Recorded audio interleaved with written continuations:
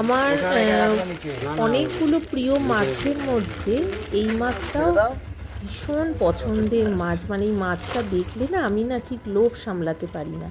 ওই জন্য মাছ দাদারাও জানে, ওরা আর ফোন করে আর বলেও নি আমাকে যে বৌদি আপনি নেবেন কি না।